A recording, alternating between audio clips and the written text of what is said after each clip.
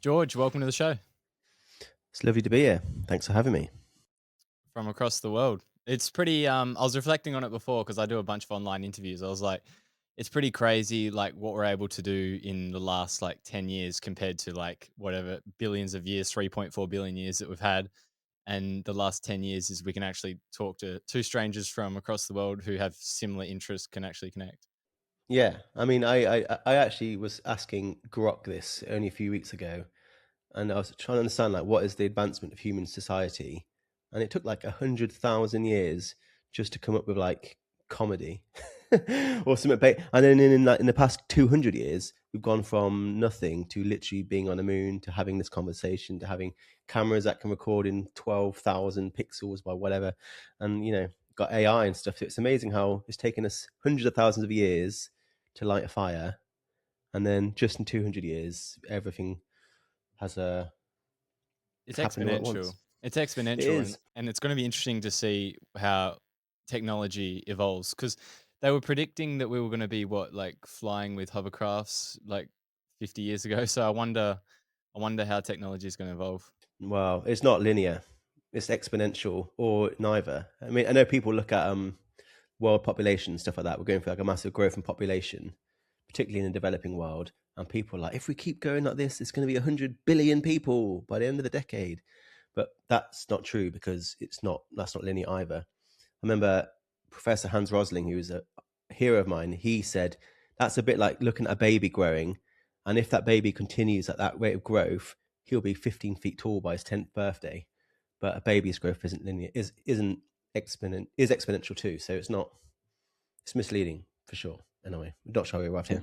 Yeah, I don't know either, but I think we can go down a rabbit hole. But take me to the origin of the Tin Men. I guess I listened to some of your other podcasts. I know you don't like diving too much into, I guess, because you spoke about, and I found this interesting. It was similar to myself at times where you don't have this big overcoming this traumatic story, and that becomes like your whole thing, right? You're coming from more of an you talk about time in boarding school and stuff like that. I didn't go to boarding school, thank God. Not boarding school. What was it? You were Uh, I mean, I went to public school my entire life. I mean, my parents said they could have sent me to private school if they wanted, but they wanted me to have a normal education, and they didn't want me to become some arsehole, some privately educated arsehole. But I'm still an arsehole now, so it didn't really change anything. But in terms of the origin of the Tin Men, there isn't some sort of traumatic story. Although I do relate to some of the things I talk about in some way. I'm not here to play a violin for myself. I'm not on some sort of pilgrimage of recovery. I am, in many ways, using my privilege to help other people. And I have lived a privileged life. I've lived a very happy life. And I've been extremely lucky. And I've been trying to send the elevator down a little bit to my fellow men who haven't lived the same life as I have. But ultimately, although there was no one singular event, the purpose of the Tin Men is I was just sat around too many tables like we are now chatting, and people would talk to me on the progressive left, which I consider myself part of, in London especially. And if you are on the left in London, I was in Peckham at the time, which is the most nauseatingly progressive part of the whole city. You come across some of the worst people imaginable, some of the most stupid, ignorant, entitled people on the left I could ever hope of meeting. And I just felt what they were saying about men and gender equality more broadly, and yes, we're talking about feminist voices, was so inaccurate, both to my lived experiences, but also to the entry level research I was doing. I would literally have lunch with a bunch of feminist organizations. They'll just berate me for various things. And then I'll go to my office, back to my desk, and I'll do some research. And I'll be like, what you're saying is fucking bullshit. It's not that what you're saying is wrong. It's just that you've left out huge parts of the pie. So the pie chart, if the pie chart is domestic violence, yes, they'll be talking about how 2/3 of that pie chart are women that are being abused, but they never talked about the 1 in 3 victims who are men, which is now actually gone up. It's now 40%. So I would just go back the following lunch and be like, well, why are we talking about violence against women when 1 in 3 or 2 in 5 victims of domestic violence is a man? And then they never had a good answer, and their answer was often hostility, shouting, finger in face, pointing at me. This isn't about you. Stop hijacking the conversation. I knew you were going to say that. I knew you were going to say that, George.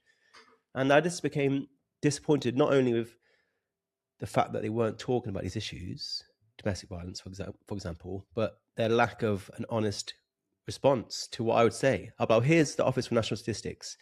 There are 1.5 million abused men, 2.4 million abused women. So that's 40%. Why are you not talking about just domestic violence? And they never had a response. And then I just added to it domestic violence, education, homelessness, drug addiction, suicide, men's health, big one, incarceration, fathers' rights. And every time I went through these different issues, there were just huge glaring holes in their ability to talk about it. And these are the experts, And I felt I could do a lot better. So I came up with a library of content for my own use privately called TheTinMen. And I would have it beneath the table. Whenever I would get into a conversation about homelessness or domestic violence or health, I could have a reliable resource of knowledge, which I'd made below the table, and I'd refer to it. I didn't expect other people to follow it too, but I imagine there's a lot of people having similar conversations to me that wanted a similar resource of knowledge. So yeah, that was about 5 or 6 years ago now. And now I'm at 75,000 followers, which is nice. And yeah, it's been a journey. Do you think, I feel like the current generation of men, it feels like we've inherited like privilege debt from back in the 20th century. Like it's even myself who went on a journey to speak a lot about men's mental health early days and personal development. There was always like a lot of pushback, especially when I was talking about anything to do with men or women. Like Mm-hmm. anytime I would present anything, even with facts, like there seems to be this message, this voice that all of the attention should be placed onto women, and that somehow I'm 24 now, but when I started the podcast I was 21. It's like I had inherited like this debt, and I owed s- sorry, let me take this glass off, I can't fucking see. Oh, you got to keep that in now for continuity. Yeah. Suddenly they've disappeared. I know what you mean there in terms of you're inheriting the sins of your your sort of ancestors, the male ones. Oh, But 100%. go on. It's like In terms of you don't feel like we can have this conversation because some women who lived hundreds or thousands of years ago had a separate set of experiences at the hands of a separate set of men, and somehow that's become our fault in many ways. yeah, I just find that there's this, even the men who do speak out a lot against who hold more traditional values now.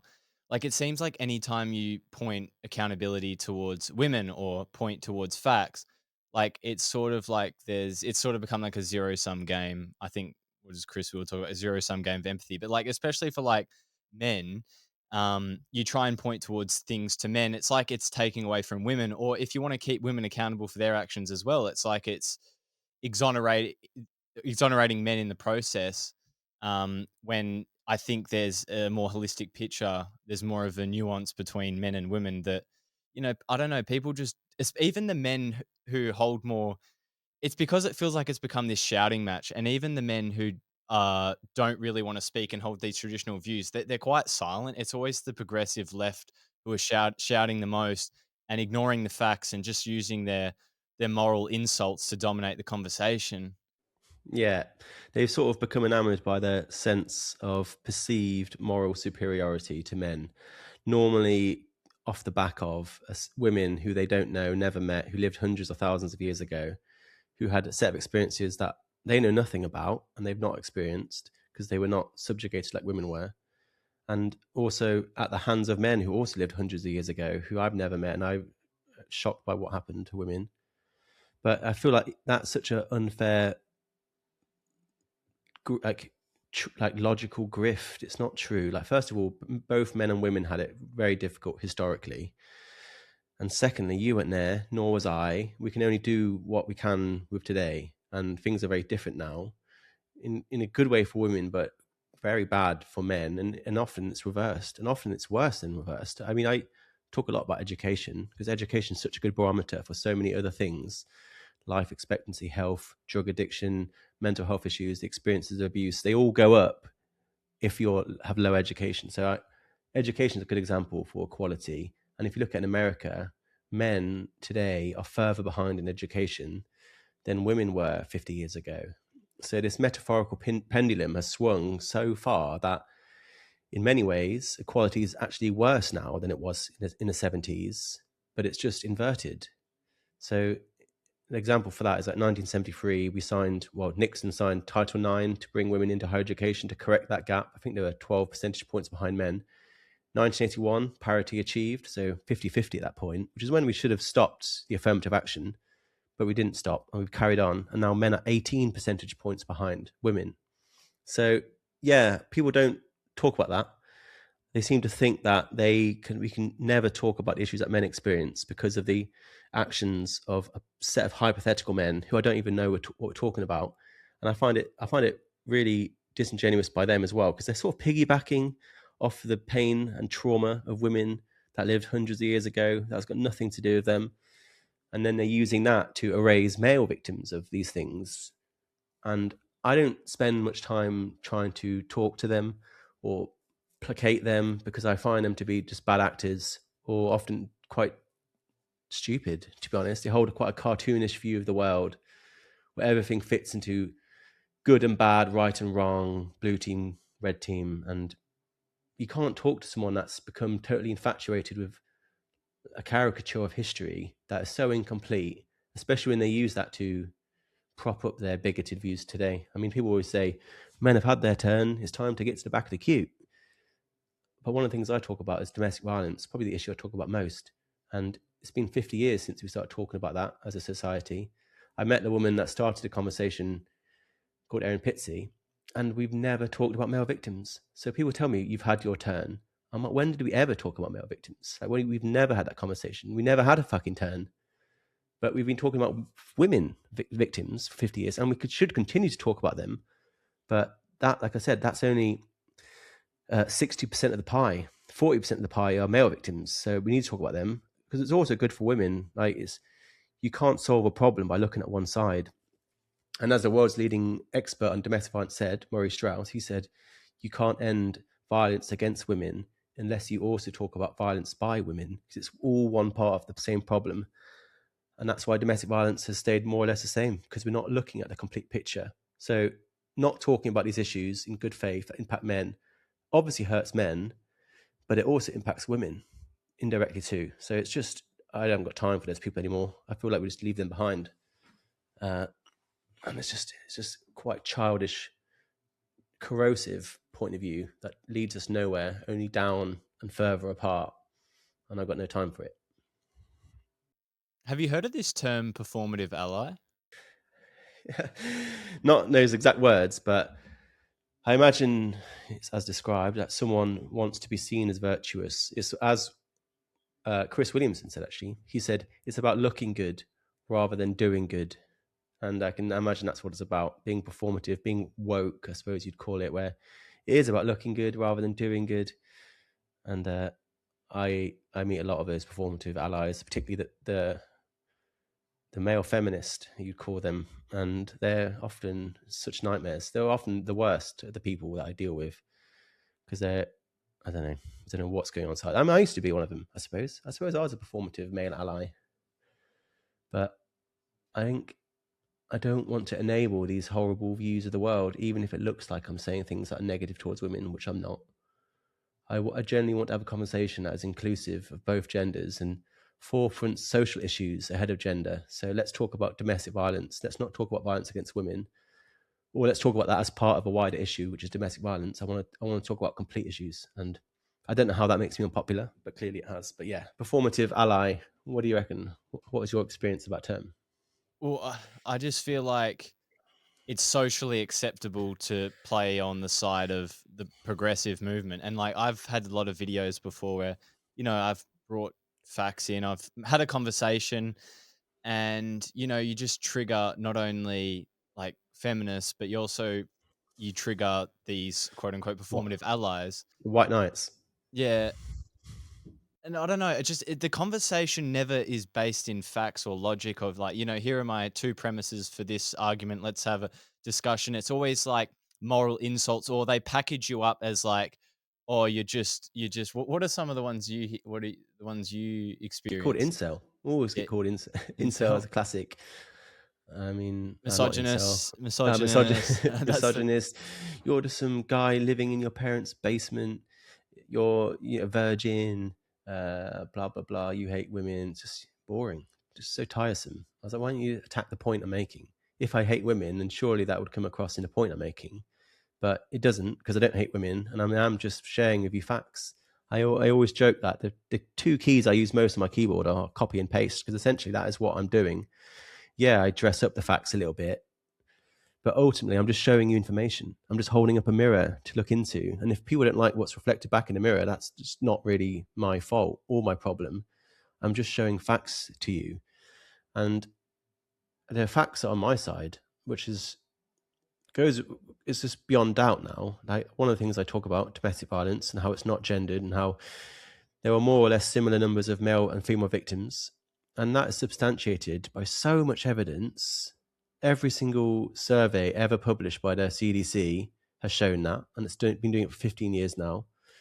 The world's leading professors in the area, they've presented hundreds of papers along those lines.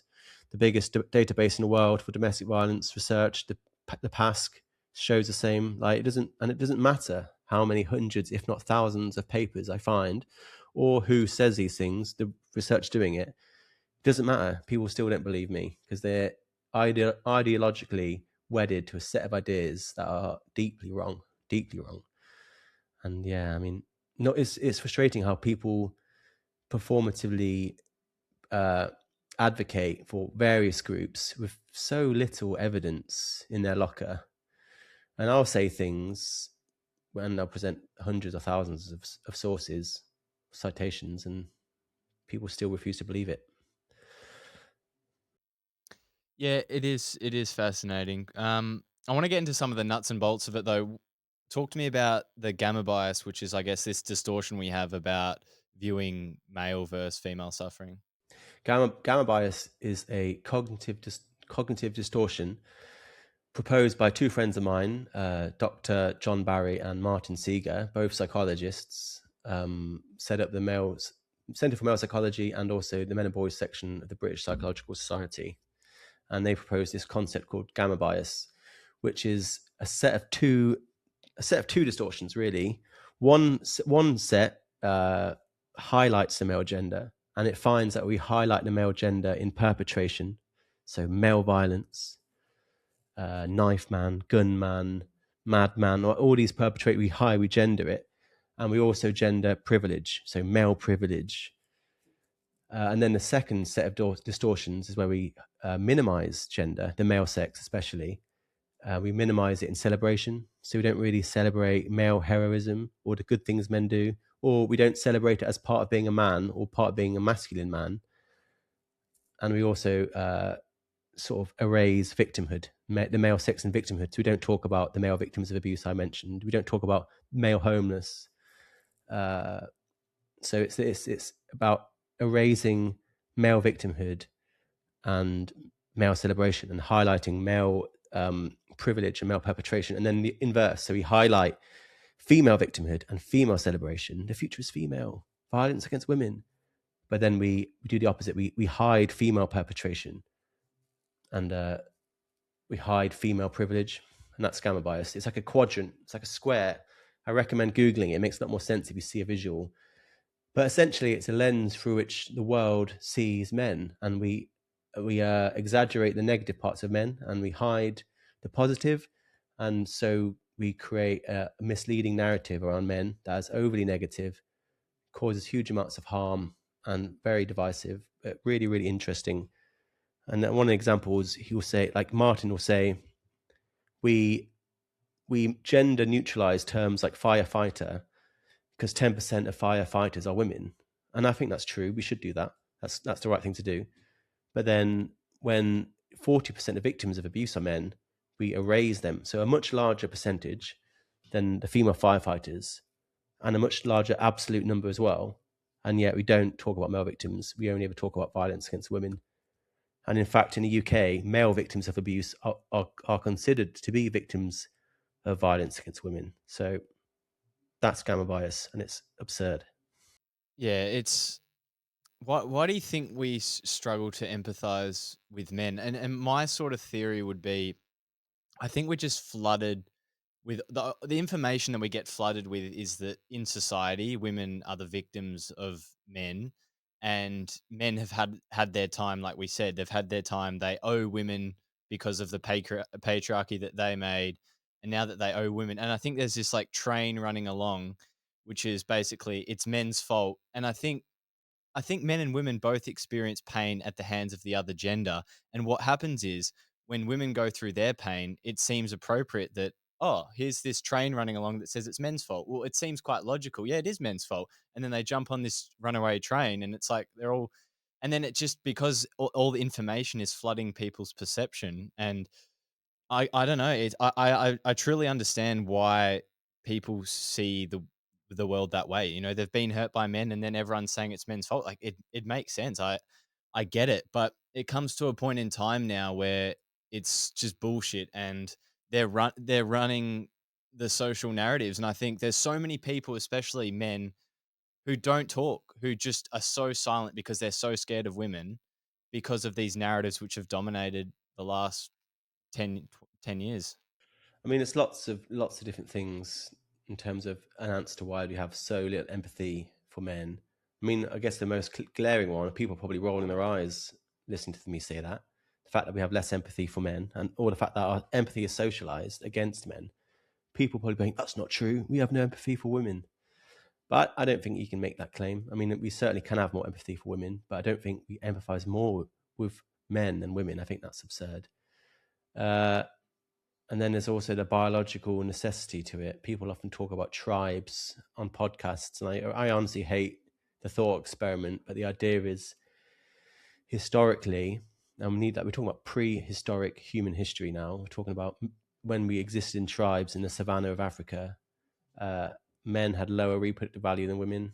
The idea that a tribe that has all its men wiped out, all but maybe 5 men, those 5 men could repopulate a tribe because that's how reproduction works. So one man can impregnate many women. However, if the opposite happened and 95% of the women were lost in the tribe, that's the end of the tribe because it takes a lot longer for a woman to have a child than it takes for a man to impregnate a woman.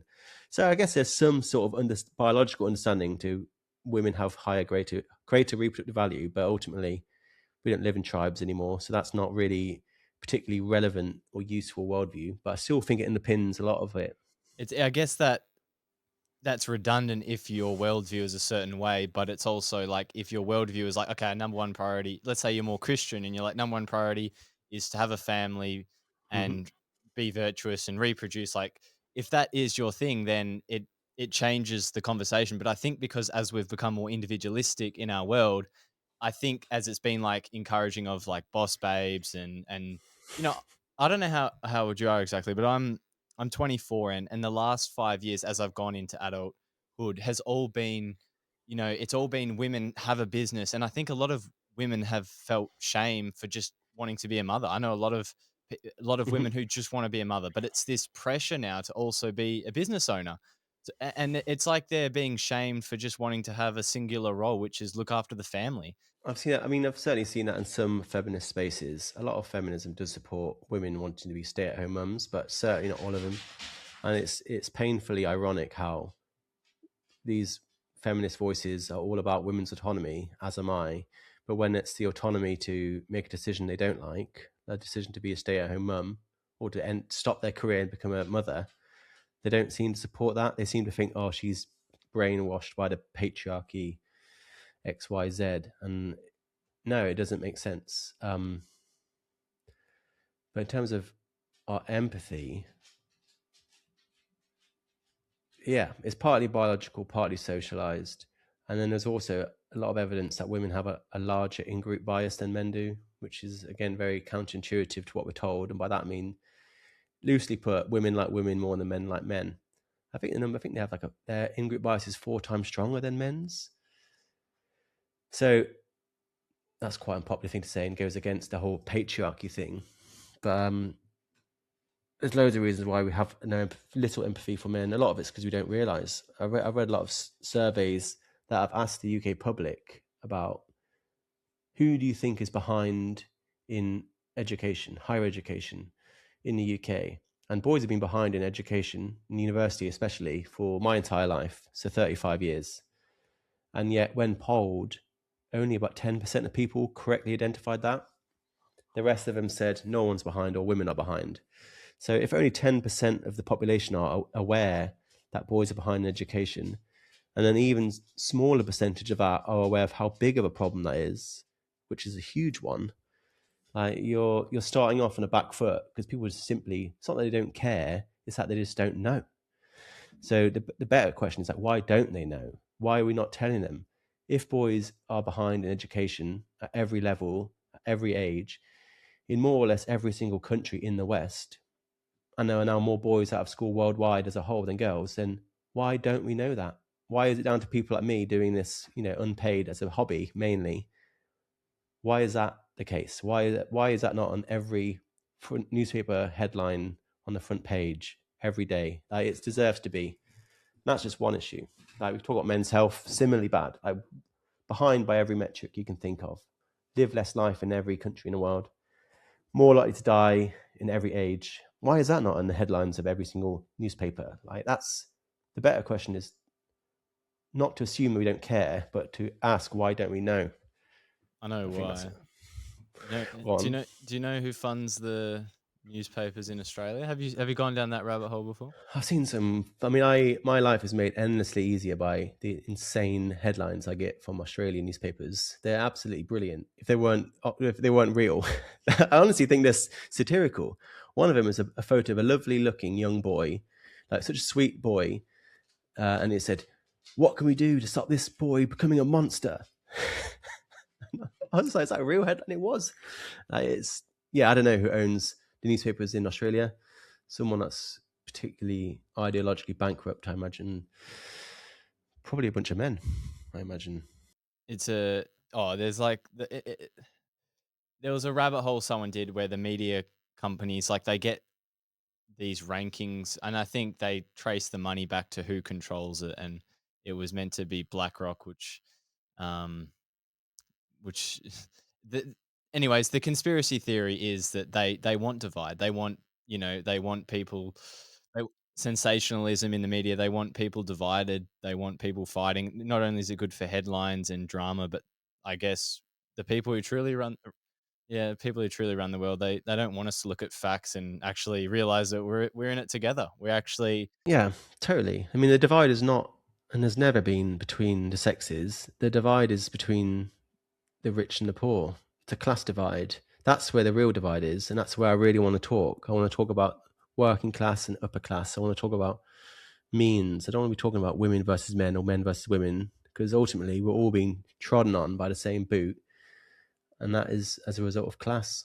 I think. I mean, I don't. When I say me, I mean I probably am part of that upper class because I live a privileged life, but I do think we should talk more about class than we should about sex and most divides. So even like racism and all these things like that. I feel like we're not looking at the real divide there.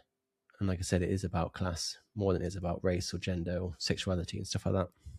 mm, yeah, 100%. I think there's just so much like there's so much identification with having some identity, whether it's like, we talked about the feminists, but it's always like this fighting, and there's always this like, and this is what I get confused about. I'm like, what are people actually striving towards? Like, what is the end vision or goal? Like, it doesn't seem like there's ever a clear vision of where these people want to get to. Like, what do you know what? Money. They want to sell newspapers, don't they? That's it. Once you bought a newspaper, that's the objective done. No, the media, yes, but I mean, like, even, like, different groups, like the feminists or people who are more, like, pro mental health, like, what is people's end vision of what the world is actually Also, gonna. still money for them. I mean, there's so much money in the feminist movement, particularly in domestic violence. I mean, the Australian government have announced, I think maybe $2 or $3 billion to be invested in domestic violence over the next few years. All of it's going to feminist organisations. So none of it going to male refugees whatsoever. Male shelters don't even exist in Australia. So there's many billions of reasons why, and that's because there's so much money in it. Same in this country. But it really depends on who we're talking about. Every single one's different. Every single one has a different reason. But I don't know. Did you ever see those headlines in Australia that said 1 in 3 Australian men admit to perpetrating intimate partner violence? Do you remember that Yeah, last yeah. year? It was crazy. Those headlines were everywhere. I was getting them DM'd it every day. I was inundated with that headline, and it is shocking. The idea that 1 in 3 Australian men have admitted to being violent towards a partner, but it's only shocking until you read the study, and if you actually read the questions they asked. The main question was, have you made your partner feel anxious or frightened once in your entire life? And if you said yes to that question, which I think everyone should really say yes to, because you probably have all done that, now you are a perpetrator of intimate partner violence. So making your girlfriend or wife feel afraid is, by this study, means you're a violent, you're perpetrating intimate partner violence towards your partner. That's a sort of study that's underpinning these ridiculous headlines. And yeah, it's shocking. But because people aren't reading the studies itself, and that was the biggest longitudinal study ever done in Australia into partner violence. It wasn't like just some little fringe study. It was a massive government-sponsored study by the Australian Institute for Family Studies. And it was so corrupt and backward and shameful. And anyone who put their name to that study should be deeply ashamed of themselves. So misleading. That's the science, and I use that term loosely, that underpins these headlines. So the headlines are kind of interpreting the research as it's given to them, but often it's the research that is flawed and deeply misleading and immoral. And that was just like one example recently, because that was like, I don't know, 6 months ago, I think. And it was just shocking. Before we continue, I want to share something that has genuinely transformed my life. Now, I've spent years studying psychology and interviewing expert guests, but I've never found anything as effective as the DeMartini method. Now, most frameworks just teach you how to manage your feelings, but this is specialized in dissolving the heavy emotional charges that keep you stuck. It's about stripping away the baggage, the resentment, the heartbreak, the anger, so you can actually reclaim your life and move forward with clarity and inspiration. Mitchell Vickridge at Nirvana Health is a specialist in this process. He has created a specialized product that simplifies the DeMartini method so you can apply it to yourself and start regaining control immediately. For those who want to go deeper, he also offers professional one-on-one coaching and facilitation. If you want to stop being held hostage by your past and start mastering it, go check out the link in the show notes to get 10% off all his services and products. It's the most powerful tool I've ever used to empower all areas of my life. Thank you, and let's get back to the show. Yeah, because people aren't going to do the due diligence to, properly investigate, be skeptical about the research. They're not. These people, the average punter in Australia, just sees his headline, and then and it creates an emotion inside, and whether they have a wound or whether they have an opinion, they'll just send it on to someone, and it's just they've done their job. The headline, the study has done its job, and it's just. I don't know. It doesn't progress society anywhere. It just creates blame. It doesn't create collaboration. It's just, yeah, it is sad. Yeah. Welcome to my world. I mean, I'm an expert in that area. It's frustrating. It separates my mind into two sections, because one part of my brain is thinking, male suicide rates, men that dying at work, male victims of abuse, drug addiction, incarceration, mental health, suicide, all of men's health, all of these things are like one part of my brain. But then the other part is like, why does no one give a shit? Like, why is no one talking about these things? And it's an odd two-tiering of issues, both of which have to be solved if we're going to get anywhere. And I don't really see that anywhere. I mean, there are certainly people that will get irate if you talk about racism and stuff, but the ubiquity of outrage men get for just saying benign things. I know someone called Clementine Morrigan, who's an amazing content creator. I recommend following her. And she is a Canadian feminist, and she put on her Instagram page, "Men are human beings too." And that's it. And the amount of outrage she got for that, I just can't, like, what, just admitting men are human beings is too much for some people to hear.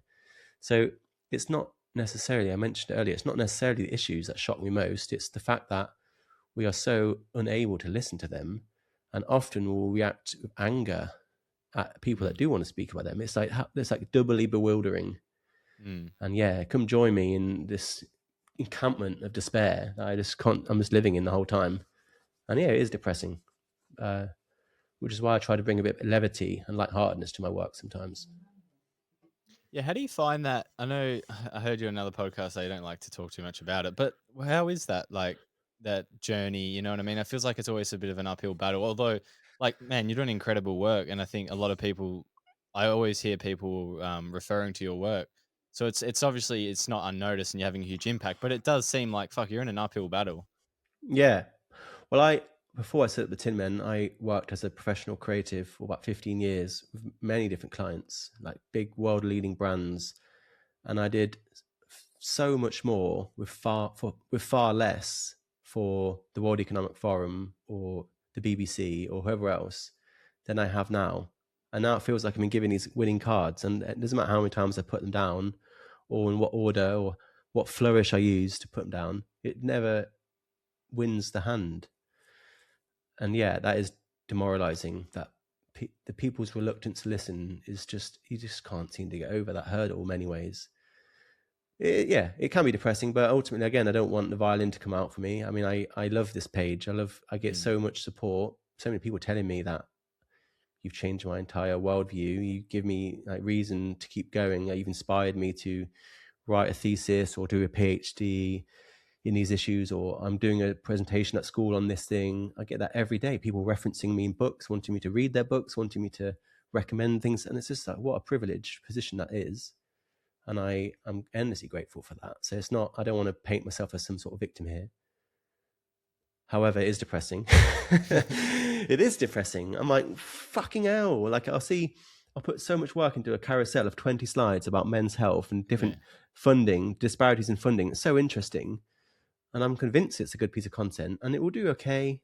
But then someone will put a photo of a pig up or a screenshot of a meme and they'll get viral 100,000 likes Ah, and I'm like, where are like, our priorities, guys? So it's hard, yeah, isn't it? but it is. But I get mostly depressed by the people that would consider themselves to be on my side, my allies, and they do things that I think are not good enough, or they'll do things that are actively harmful. Like that 10 for Men study I mentioned, 1 in 3 men have perpetrated intimate partner violence. Not only do they have a very low bar for what they consider to be violence, to the point where it's not actually violence making someone feel afraid one time, but they also erased male victims from that study. So that study found 1 in 3 men perpetrated intimate partner violence, but guess what?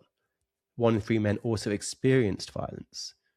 That's what that study also found, but none of the headlines picked that up. And the reason why I didn't pick it up is because the study buried it. And that is depressing. But the people who did that study, really high ranking members of Movember, for example, and it's absolutely shameful that they would sponsor a study as the world's leading men's health charity. They would sponsor a study that actively erased male victims and painted a completely misleading narrative of intimate partner violence that essentially shamed men and simultaneously erased them as victims. That's what I find depressing, because the names on that survey, on that study, are high ranking members of the men's health space, like the highest, like the leading experts in men's health. They're co-authors of that study. And that's what I find depressing. It's not the angry DM I might get, it's the people who are not doing anywhere near enough. Mm. And that's what makes me most depressed. Yeah, because if you can't trust the people who are in the position that you think are doing good, it's like, But they've got the money. It's always about the money. Like, that's it. because Movember, you've spoken about them before, like they have a lot of cash reserves and they just don't do much with their money. Yeah, yeah. Yeah. That's just black and white. Like I've looked at the Australian funding as well, because they're obviously an Australian charity, and they have enormous amounts of money. And like, there's so many men in so many areas that are desperate for cash. So many charities, so many organizations, so many individual men whose lives could be saved with just a small amount of that money, and they're not Mm. giving it up. And then they come to the UK as an Australian charity. They don't hire a single UK-based trustee. They just bring their American and Australian trustees, come to our country, siphon off millions and millions and millions of pounds from UK-based charities and then don't fucking spend it. They don't spend it. I'm like, why are you here? Like, you are a guest to this party. You're an Australian charity. We have an amazing, world-leading men's health sector, and you are killing it, and you're not welcome, in my view. So, oh yeah, I mean, you'll really trigger me if you start talking about them. But ultimately, they are ideologically bankrupt. The people at the top are sponsoring or co-authoring horrible research, as I mentioned. They're not spending their money. They're coming to countries, steamrolling themselves in, not doing the real work and not spending the money. In a bullet pointed list, I'd say. And with like what they could do practically, what I find interesting is that there seems to be the solution for men is they just need to talk more. They just need to talk about their feelings. There's so many mental health. I get this is where most people get angry at me because I talk enough about like we already know it's okay to not be okay. We've heard that message for 10 Mm, years in Australia. But I yeah. guarantee the men who need to really hear that are never gonna that's not gonna register on their radar. They're just going to continue to suppress it. There's so much awareness. Like, it's crazy. Like, the amount of mental health days, like, awareness is one thing. I think everyone's aware of what's being said, but in terms of practical solutions, like root cause solutions, systemic solutions, there is just little being done. And whenever I make a Mm. comment about it, I'm like, okay, what can we do? And I have my theories about what we can do to empower men and help them and how they process emotions way differently to women in therapy. And you just get called like privileged, and you're shitting on men and all this stuff, and it's like, Yeah. Well, I mean, I think that's very true for the political side of this discussion. In terms of like the official, Westminster bubble approach to men's issues, they're 10 years behind, and they're stuck in this sort of soundbite friendly phase of men can talk and or cry, blah blah blah blah blah. And yeah, we've been saying that for maybe 10 years in this country, and yet we've just published the worst data this century in male suicide. So if all this kindness of men can talk and cry, it's not solved the problem. It's actually worse than it's ever been, at least in the past 25 years. So it is definitely time for a new approach that, as you described, tries to understand the things that men are already telling us. Because men are talking, they talk all the time. The problem is that we are not listening to them, or we're not listening in a way in which they want to be heard. There was a great piece of research in Australia that was also sponsored by Movember. So they've done good research and bad research. Credit where credit's due. They looked at Australian men who'd gone to therapy, thousands of men, a huge sample, and they found half of them dropped out. And instead of just assuming that's because they don't know how to talk, they actually asked the men, why did you drop out? And the biggest cause, which is more than all the other causes combined, was therapy didn't work. So that is such an important finding, that these are men that did seek help, did go to therapy and dropped out. So they turned up, they paid their money, they arrived on time, and it didn't work. They said it doesn't work. The second biggest cause was I didn't have a connection with the therapist. Or maybe they were the other way around. But the point is that it was the therapy that wasn't working adequately on those men. They had turned up, they had opened up, but it didn't solve anything because they quit.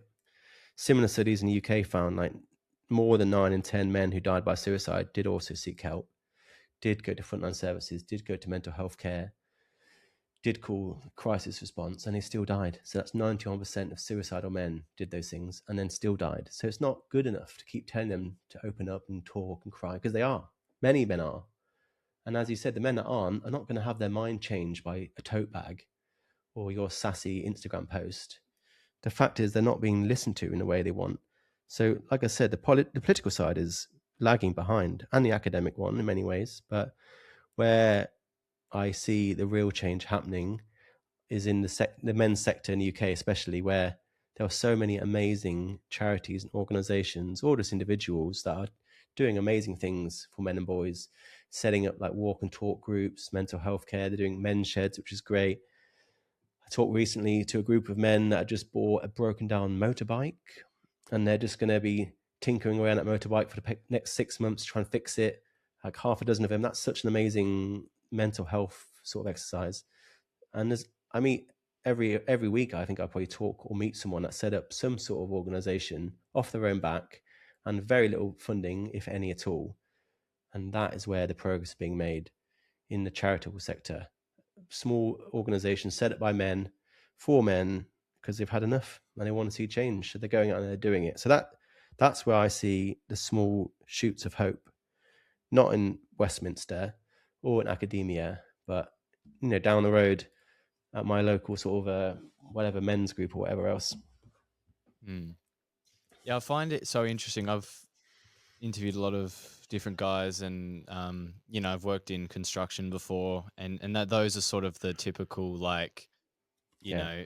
know, blokes that who hide their emotions, hide how they truly feel. They aren't connected, and I find it so fascinating how they perceive the world versus like what the feminists would think that who they are, and like Yeah. what they believe. And it's just, there's so much disparity, or like there's so much disconnect between what everyone thinks.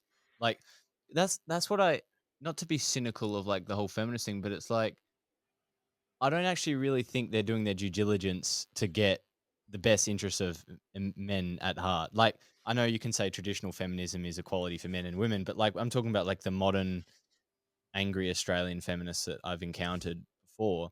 It's like there isn't due diligence on like doing in research of like, what is it that makes men thrive, or even having the conversation about like even asking men close to you like what makes you feel good. They'd rather post about it without even asking someone close to them. Like how many of these people who talk about men have actually had a deep conversation with their partner, but they just go to Instagram to complain about their partner. Yeah.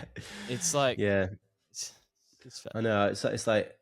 It's like a self-fulfilling prophecy. I see those tweets all the time where, men don't open up. And what they're really saying is that men don't open up to you. Like, they don't open up to you because you suck as a human being. And there's no way the sort of things you say about men, and no man would ever feel safe enough to actually make themselves vulnerable to that person. So it's not men don't open up, it's that they only open up to people that they trust and to those who aren't arseholes, which the people that say that are often arseholes. And they haven't figured that out yet. And I mean, I learned that lesson in the opposite way, maybe 10 years ago when I was a feminist.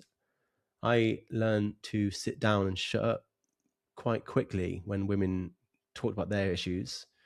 And I mean, I consider myself pro-choice, and I spent most of my time as a pro-choice advocate, sitting down, shutting up, listening to women tell me about their experiences and understanding why reproductive rights are so important to them. But there was also a chair right next to me, so women can sit down and shut up when men talk to them about male suicide, male loneliness, because so often the conversation of loneliness and male suicide is just gate kept by women, and a lot of them feminist women. And it's just shut up, just sit mm, down, shut up. Like, we don't need to hear your opinion. Like, you've not lived a single day as a man, so pipe down, sit down, be quiet, and let men do the talking. Because often we often frame suicidal men as sort of emotionless, unfeeling, toxic, patriarchal, whatever. But that's so not true. I work a lot of suicidal men and lot of researchers in male suicide, and they talk about suicidal men as some of the wisest people you could ever talk to. They are the pioneers of mental health because they spend so much of their life thinking about despair and pain mm, and depression, and they are not Luddites at all. They have so much wisdom and so much of it they can offer if we just shut up. If only people just shut up a little bit and listen to men, ask men, especially suicidal men, and I'd argue bereaved families too, to let them tell us what they're going through. And it's amazing how little we listen to them when they are the ones that are going through the consequences of these issues. So I only support male suicide research that is centered on men's experiences or the experiences of bereaved families. Anything other than that is just sloganeering nonsense along the lines of what you described, and I've got no time for it. yeah, it's interesting. Like, what I find has helped change my perspective is, or like learn, has been looking at the stories of people who, or a lot of people I've interviewed, or men who have been in the depths of the hell, like been suicidal, and then transformed, and trying to identify like really common patterns, and something I did in my own life from more of my lower moments. And this is it ties into like, I know you don't like delving deep into the masculinity conversation, but it is, it ties in with that, because for me, there was a period where I was so over identified with my feelings that it would literally control me. Like I would Mm, have a bit of, negative emotion, something felt out of my comfort zone, and that would be how I felt, became a self-fulfilling prophecy. mhm, And any time that I wanted to not suppress, but just accept it more, a bit of healthy level of stoicism, being like, okay, I feel this, it's not going to control me. Like mhm, I started to convince myself that I was suppressing emotions. And then since I've been able to sort of let go of that bullshit narrative and actually take control of my, um, regulate myself more, take ownership of my life, mhm. step into whatever you want to call it, version of masculinity. Like I've empowered myself, empowered my life, but that somehow could be considered or perceived toxic. And there's reward and social praise for the men, especially in Australia, who are pro mental health, pro this. But when any of the men talk about masculinity or empowering themselves as men, stepping up, taking responsibility, there's no credit. It's only their failures that are held accountable. Like, and it's like, how this, when the system rewards that, I don't foresee how it's going to lead to positive change. Yeah, I mean, I share a lot of those opinions. To be fair, I mean, I consider myself quite stoic, and it frustrates me how men are endlessly lectured about what they can learn from women in terms of expressing their emotions. And I think that's true. We can and we should learn. But there's also lessons to be learned by women from men. And that is often around what you said about stoicism, where it's not necessarily about expressing emotions, it's about processing them and not becoming owned by your feelings all the time. Sometimes there's a time to express emotions, sometimes the time to process them. And I'm definitely a lot more familiar with the latter. I'm very good at processing my emotions, being stoic, you might call it. But that isn't necessarily an unhealthy thing, and doesn't mean I don't feel emotions. It's just that I've chosen to process them in a different way to someone else, and that's fine. So I would always encourage people to have as broad a palette of colors as possible, as many skills as you can acquire to express emotions or to process them or anything in between. But we don't ever see stoicism as something to be learnt from. It's often a synonym for being toxically masculine or whatever else you want to say. And I don't think that's fair. I don't think it's a fair portrayal of stoicism or masculinity. And I think we can learn from these masculine men. And yeah, I mean, I totally feel the same. I've had similar experiences too. And the frustrating thing is that when we talk about this, the idea of toxic masculinity, a lot of those characteristics we do celebrate, but only celebrate in women. So we celebrate women being competitive, we celebrate women being competitive or even aggressive. But when we have those in men, suddenly they're toxic.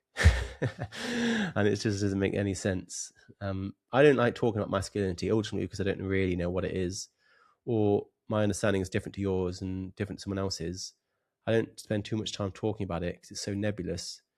I don't know what it is, but I do know how many boys are not going to university. I do know how many men are being abused or are locked up in prison or going to end their lives this year. Those are things that I do know what they are, and we can sort of hang their hat on those issues and we can talk about them in a real tangible way. So it's not that I'm not interested in masculinity, but ultimately there are more pressing issues, I think. And if we can stop boys experiencing sexual abuse or being bullied in school or turning to drugs or growing up without a father figure at home, those things will result in the right kind of masculinity longer term. So it's not, I'd rather just change the formative experiences of men and boys at the earliest possible age than endlessly worry about what is masculinity and trying to get the right kind. Because I feel like if you have the right set of experiences, whatever the resultant masculinity will be good. So that's why I don't talk about it. And there's so many other people talking about masculinity in very poetic ways. I can't compete with them. I want to talk about facts and data and research and academia and that sort of stuff. If you were the Prime Minister of the UK, what would be the three most important changes you would make? I mean, do I get a little bit? How many seconds have I got to work out my agenda? I mean, first and foremost, I'd absolutely pour money into childcare.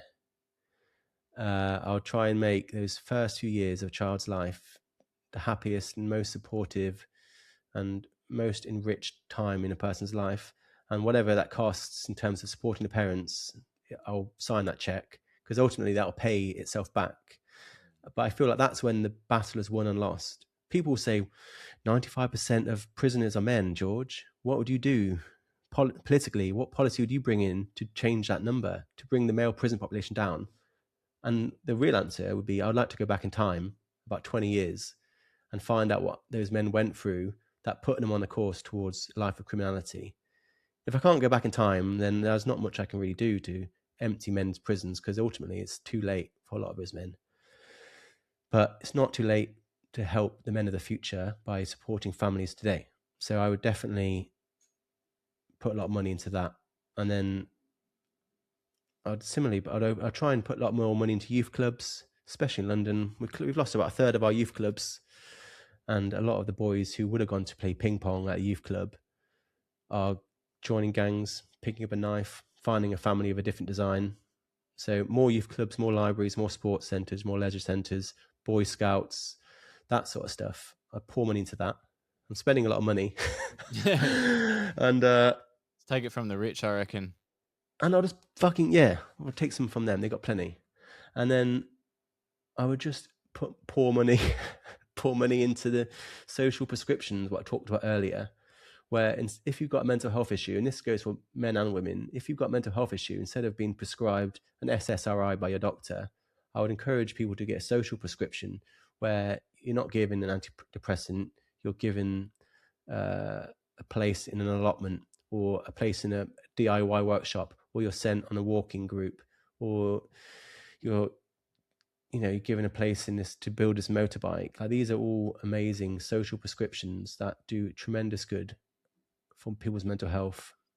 And again, they cost a lot short term, but again, long term, you'll get it back. And I suppose I'll try and encourage people, I guess it'd be like a catchphrase of mine, is don't treat the gender, treat the issue.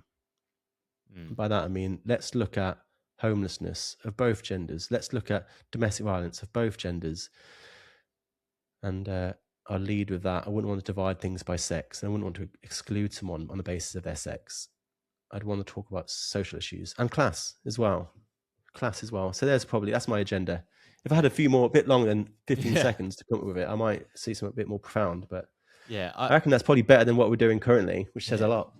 And I think education is paramount. But I totally agree. The first couple of years, like even from like a simple psychological lens, right? Like it's the most important years for their belief system, their subconscious, their nervous system regulation, Mm-hmm. like super important for their unconscious template of love, how worthy they feel of love. And it's paramount to the how they turn out. And also the education side as well. Like from what I know now from the last 3 or 4 years, dedicating myself to just finding truth, learning from people, compared to what I learned from a privileged private school. Like you don't learn what really matters in this world. You don't learn how to communicate, how to listen. Like in English class, for example, how are we not taught how to listen or ask the right questions, or navigate between facts and emotions? Like you're just not taught the right stuff. So I'd be starting in with Yeah. education as well. Vocational learning, I'd try and bring back. Vocational learning is something that really benefits men, particularly where you're actually training people up with real world employable skills, rather than theoretical bullshit. Yeah. I mean, I'm a Bachelor of Arts. I have a degree in film production, and I just remember spending like an hour and a half long lecture being taught by a feminist lecturer why the building in Die Hard is supposed to be a male phallus. That was a whole hour and a half. I never learned how to pay my taxes, though. I never learned how to file a self-assessment tax return, to the point where I almost got in trouble with HMRC for not paying my taxes. Not because I was trying to avoid them, but I didn't know what I was doing. So I didn't know how to pay my taxes. I didn't know how to cook a good meal. But I did know the building in Die Hard was supposed to be a male phallus. So we're lacking in real-world skills from a very early age. But more broadly, I definitely want to bring more vocational learning into education. So I'd have different policies in terms of different areas, but education, I'd spend a lot of time with that, because I think, so many of the world's problems will be solved if we just educated people a little bit better, or at least on the right things. Yeah, but I guess like people are living in their amygdala, right? That the critical thinking that people have is just at an all-time low. Like people struggle to even like even when I finish an episode Mm. or whenever I'm constantly questioning why I believe things, and I'm having that healthy skepticism from in my own communication. Like I think that's healthy, but I think there's just so much. What's that quote from Chris Will? I love his quotes. He's saying about like confusing. Is a proxy for truthfulness. What is it? Fluency is a proxy for truthfulness. Is that what he said? Yeah. So when Wow. people speak with fluency and confidence and certainty, like he does, for example, like when people speak with such articulate words and they don't, and then passion and emotion, you start to confuse that for the truth. Like, oh, they must be right Yeah. because Yeah. like I have all this doubt in my head. I'm questioning myself, but they're speaking with absolute certainty. So I must be wrong. And then especially when it comes to the social narratives, it becomes a shouting match. And most of the people who hold those traditional values or perspectives, especially men, when it comes to this stuff, that they stay quiet and they start to be convinced, like, what am I missing? Maybe, maybe I am the problem. And then they start to internalize blame, and it only creates more issues. Yeah, I mean, I guess what you're saying is that if you say something confidently enough, everyone will believe you, and that is broadly quite true. I mean, I've certainly seen that, but that is not how it should be. If anything, it's the opposite. I know it reminds me of a Bertrand Russell quote, which I'm only going to butcher, but it's something along the lines of one of the biggest tragedies in life is that those that are stupid are certain, and those that are intelligent speak endlessly of uncertainty and self doubt. And the idea that if you're actually an intellectual person, you're never really sure on anything. You're just trying to find the best possible answer at any given time, and you're constantly trying to improve upon your worldview. Whereas if you're an idiot, you speak so confidently about so many things. Dunning Kruger, yeah. Yeah, Dunning Kruger. Yeah, and there's a level of stupidity where you don't realize how stupid you are. Whereas the more you learn, in many ways, the less you know, because you're becoming increasingly aware of the fact that your understanding of the world is a tiny slither of a massive pie. And yeah, I mean, I've been, what is it, the Valley of Despair, and then Mount Stupid, and the Plateau of Enlightenment from Dunning Kruger. I relate to that heavily because I was rather stupid, and I guess I still am in some ways, but I never try to speak with absolute certainty, and I always encourage people to have a wide set of ideas. And I don't want people to accept everything I say as the complete single gospel truth. I'm just one string to your bow, and the content I present takes a specific set of views on a specific set of issues. That is not the complete, undeniable truth. It's just another palette, another color to put in your color palette so you can understand the world a little bit better. And I strongly encourage people to follow many more accounts other than just mine, and to let doubt prevail a little bit. Don't to start by the assumption that you don't know what you're talking about, or at least you don't know the complete truth. And it's only through accepting that you can ever hope to have a full understanding of the world. You probably never will, but you've got to start with self doubt. And it's amazing how confident people speak and how wrong they can be when they're that confident, and how damaging it can be when they're both wrong and confident about it. And then obviously unwilling to change their point of view at all. So yeah, no, I know that very well. That phenomenon. It's like a daily experience of mine. Like really confident, stupid people. It's just like a curse of my Yeah. life. Well, that's what I guess the activism or the campaigns, when people campaign, it offers people the tribe. It offers them the confidence, that offers them the solution to their uncertainty, the promise of the truth. If you just come here, you'll have the truth, and we'll protect you. It's yeah. There's just I said this before. Like I just feel like there's all these like ideological tribes forming on the internet, like these echo chambers. Like there's no place for healthy discourse. It's all everyone's selling something, and I'm not trying to be too nihilistic and cynical of the world, but it is true. Like the social media is sort of an uphill battle. You can have your influence. Me and you both just trying to have a positive impact, Mm, but in the end of the day, I at least in my perspective, I find peace knowing that you know I can only do what I can do, and what's that quote about, like, when you try and change it? Yesterday, I was something, I wanted to change the world. today I'm wise, I'm changing myself. Um, I don't know. I mean, it reminds me of a quote I found on Reddit actually, and it was a guy quoting one of his professors at uni, and what the professor said was at the first class of uni, and he said, "Everyone here wants to change the world, and I'm glad that that's how you feel, but I want you to know that you don't have to change the world for everyone. You can change it for one person, and it's okay if that person is you." And I think that's profound truth. We don't all have to solve world hunger.